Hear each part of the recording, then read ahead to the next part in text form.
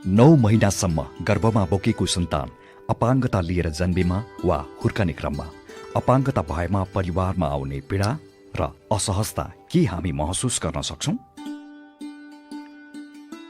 झन् अपाङ्गता भएर कष्टपूर्ण जीवन बाँच्नुपर्ने स्वयं व्यक्तिको पीडा र बाध्यताको कल्पना के हामी गर्न सक्छौं?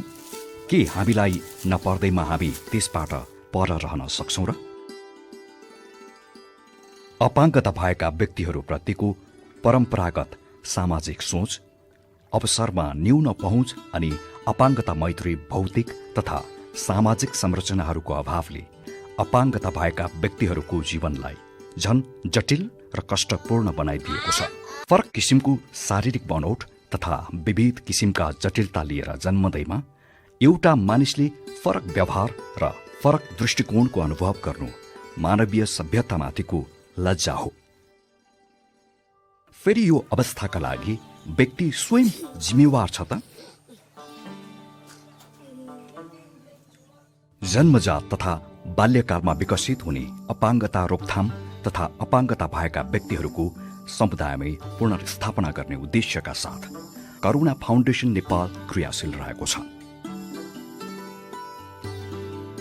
यस उद्देश्य प्राप्तिका लागि करुणा फाउन्डेसन नेपालले हेरचाहका लागि उत्प्रेरणा इन्स्पायर टु केयर नामक मोडलको विकास गरेको छ। स्थानीय तहहरूसँगको साझेदारी तथा लक्षित वर्गको सहभागितामा इलामका 10 वटै स्थानीय तह लगायत सुनसरीको बरहा क्षेत्र नगरपालिकामा यो मोडलको कार्यान्वयन भइरहेको छ। हाल यो मोडल अपाङ्गता रोकथाम तथा पुनर्स्थापना कार्यक्रमको नाममा सामाजिक विकास मन्त्रालय प्रदेश नम्बर 1 र स्थानीय तहहरूको साझेदारीमा प्रदेश नम्बर 1 का सबै स्थानीय तहहरूमा विस्तार हुने क्रममा रहेको छ। अपाङ्गता रोकथाम तथा पुनर्स्थापना कार्यक्रममा जन्मजात हुने अपाङ्गता रोकथाम नवविवाहित दम्पतिहरूलाई शुभकामना कार्ड वितरणसँगै सुरु हुन्छ। यस शुभकामना कार्डमा सुरक्षित गर्भ एवं सुरक्षित जन्म सम्बन्धी आवश्यक जानकारीहरू राखिएका हुन्छन्। गर्भधारण पूर्व फोलिक एसिड चकीको सेवनले स्पाइना बिफिडा ओठ तालु फाट्ने, टाउकोमा पानी जम्ने जस्ता अपाङ्गताबाट बच्चालाई जोगाउन सकिन्छ। त्यसैले यस कार्यक्रम मार्फत गर्भधारण गर्नुभन्दा 3 महिना अगाडिदेखि फोलिक एसिड चकी सेवन गर्नका लागि बच्चा जन्माउन चाहने दम्पतिलाई उत्प्रेरित गर्दै स्वास्थ्य संस्था मार्फत फोलिक एसिड चकी निशुल्क उपलब्ध गराइन्छ। शिशु र आमाको स्वास्थ्य सुनिश्चित गर्नका साथै जन्मजात हुने अपाङ्गता रोकथाम गर्नका लागि नियमित गर्भजाँच अपरिहार्य भएको हुनाले यस कार्यक्रमले मातृ स्वास्थ्य सेवा उपभोग बढाउन गाउँ गाउँमा खटिएका महिला स्वास्थ्य स्वयंसेविकाहरूलाई परिचालन गर्ने गर्छ। यस कार्यक्रम अन्तर्गत महिला स्वास्थ्य स्वयंसेविकाहरूले आफ्नो कार्यक्षेत्रमा रहेका गर्भवती महिलालाई मोबाइल मेसेज मार्फत स्वास्थ्य संस्थामा गर्भवती दर्ता गराउँछन्। गर्भवती दर्ता भइसकेपछि गर्भावस्थामा लिनुपर्ने सेवा उपभोगका लागि स्वयंसेविकाले गर्भवती महिलाहरूलाई निरन्तर जानकारी गराउँछन्। यसै क्रममा जोखिमपूर्ण गर्भावस्थाको समयमै पहिचान गरी गर्भवती महिलालाई नजिकैको विशेषज्ञ सेवा प्रदान गर्ने स्वास्थ्य संस्थामा प्रेषण पनि गरिन्छ। मातृ तथा शिशु स्वास्थ्य सेवाको उपभोग वृद्धि गराए जन्मजात हुने अपाङ्गता रोकथामका लागि स्वास्थ्य संस्थाको भौतिक संरचनाको सुधार तथा औजार उपकरण सहयोग पनि यस कार्यक्रम मार्फत हुन्छ। स्वास्थ्य सेवा लिन आउने जो कोही व्यक्तिका लागि स्वास्थ्य संस्थामा मैत्रीपूर्ण वातावरण पहिलो शर्त हो। त्यसैले स्वास्थ्य संस्थामा भौतिक संरचनादेखि लिएर व्यक्तिगत व्यवहारलाई मैत्रीपूर्ण बनाउन विशेष जोड दिइन्छ। जन्म पश्चात विकसित हुने अपाङ्गता रोकथामका लागि 10 वर्ष मुनिका विद्यालय जाने सबै बालबालिकाको वार्षिक स्वास्थ्य परीक्षण यस कार्यक्रमको अर्को महत्त्वपूर्ण पक्ष हो। यी त भए अपाङ्गता रोकथामका लागि यस कार्यक्रम मार्फत गरिने मुख्य क्रियाकलापहरू।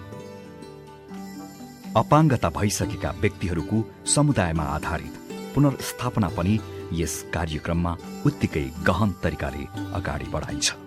अपाङ्गता पुनर्स्थापना सम्बन्धी क्रियाकलाप, समुदायमा आधारित पुनर्स्थापना सहजकर्ता र अपाङ्गता भएका व्यक्तिहरूको संस्था डिपिओ मार्फत सञ्चालन हुने गर्दछ। पुनर्स्थापनाको लागि स्थानीय तहसँग मिलेर समुदायमा आधारित पुनर्स्थापना सहजकर्ता नियुक्ति गरिन्छ। 2 महिने प्रशिक्षण पश्चात सहजकर्ताले आफ्नो स्थानीय तहमा रहेका अपाङ्गता भएका व्यक्तिहरूको स्वास्थ्य सेवा, शिक्षा र आर्थिक क्रियाकलापमा पहुँच बढाई तिनको सामाजिक सहभागिता तथा सशक्तिकरणका लागि अहोरात्र सेवा दिने गर्छन्। अपाङ्गता भएका बालबालिका तथा वयस्कहरू र तिनका परिवारका लागि सहजकर्ताहरू मेरुदण्ड नै हुन्। सिबिआरएफ भनेको चाहिँ समुदायमा आधारित पुनर्स्थापना सहजकर्ता हो। हामीले चाहिँ समुदायमा रहेका व्यक्ति, अपाङ्गता भएका व्यक्तिहरूसँग अपाङ्गता रोकथाम र पुनर्स्थापना सम्बन्धी कार्यक्रम गर्छ। करुणा फाउन्डेसन नेपालबाट यहाँ काठमाडौँ लगेर ट्रेनिङ दिनुभयो। अनि कसरी कार्यक्रम गर्ने, कहाँ गर्ने, कोसँग गर्ने भन्ने कुरा चाहिँ हामीले त्यहीँबाट नै प्राप्त गर्यौँ। त्यसमा चाहिँ हामीले जस्तै अब फिजियोथेरापी सम्बन्धी तालिम पनि पायौँ।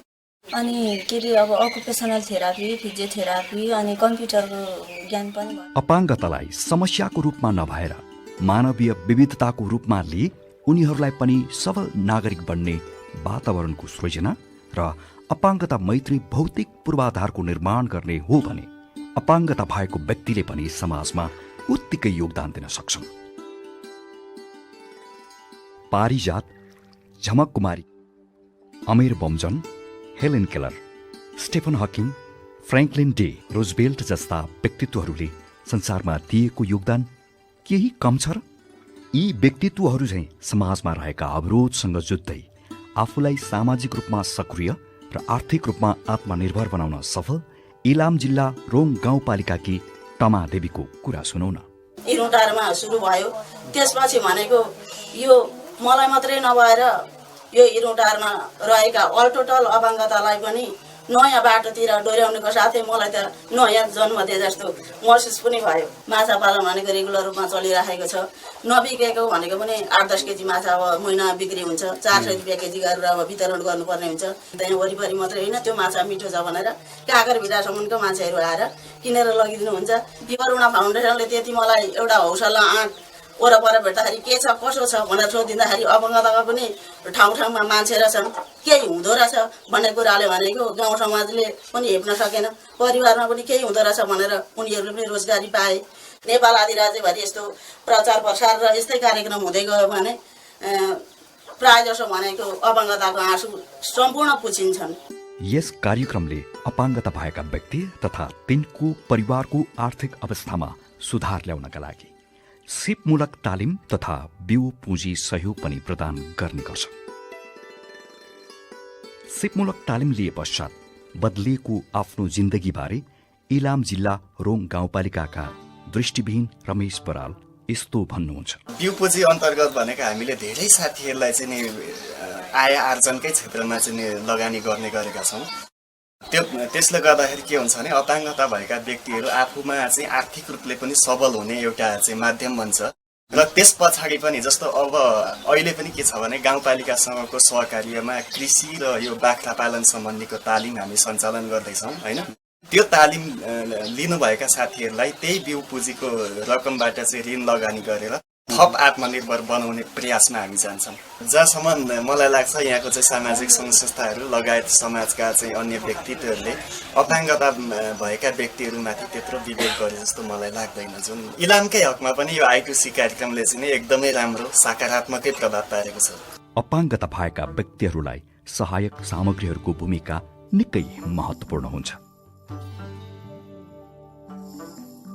इलाम जिल्ला माई नगरपालिका बगैँचाका 7 वर्षीय अपाङ्गता भएका बालक निरोज भण्डारीका परिवारमा कार्यक्रम मार्फत प्राप्त सहायक सामग्री र सहयोगले निरोजको जीवन सहज भएको र परिवारमै हर्ष छाएको हामीले पायौँ।